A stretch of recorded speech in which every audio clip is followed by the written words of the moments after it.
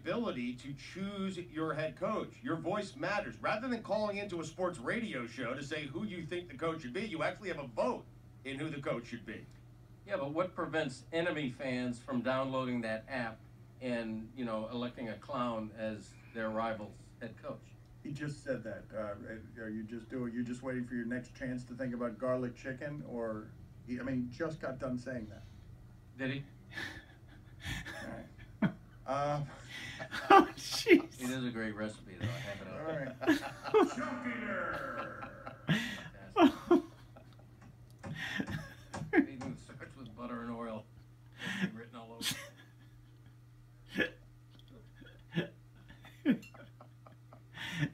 Let's update our tournament. Let's have that be the only contribution by Greg Cote in this segment. Let that be a shining example of what Greg Cote. His son's back there cringing again. It reminds me of.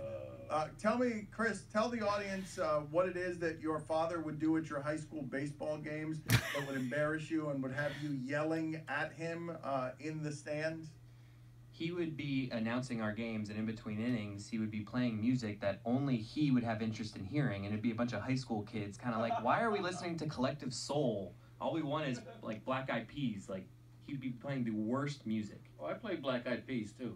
Big P fan. All right, so hold on a second. So your father would be self-involved about even that. He was the announcer, and announcing the game became about him. Yeah, he claimed it was, you know, the parents want to hear music too, but the parents would also be complaining about the obscure Elton John song that he wanted to play. Well, I very rarely played Elton John. There was one particular song that I was absolutely in love with. Keep in mind, this is like 8-10 years ago, that Christopher would roll his eyes theatrically every time I played it, which was a song by called Algebra by Soul Hooligan.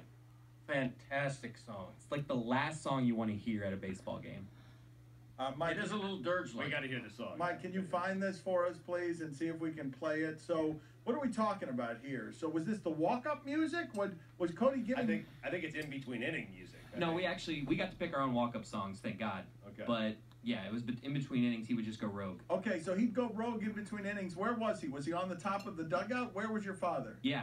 Well, he did it when I coached and when I played. When I played, he had a little press box, but when I coached, he was literally on top of a dugout with a net just blocking him from getting hit by the line drive. So what, is it a net that would move, or the net would just be up there? No, it was a movable net. Oh, so it was like a pitching net. A little square net, not the L So screen. Greg Cote would pick up his own net and move it in front of himself so that he can announce, so he could play music that was annoying you guys.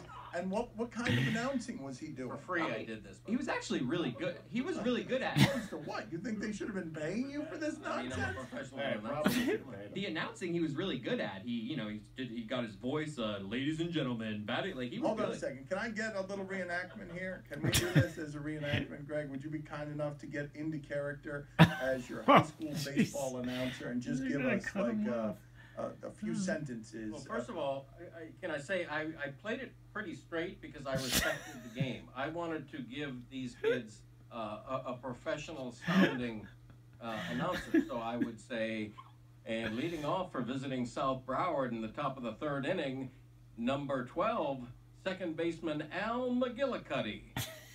Then he would come to bat, and then the next batter would come up and. So you were just Bob Shepard. You were just announcing I played it names pretty and numbers. straightforward. Yeah. I did have a little fun with the music in between. But no play-by-play. No, I'm not like a foul tip. It's 1-0. Right.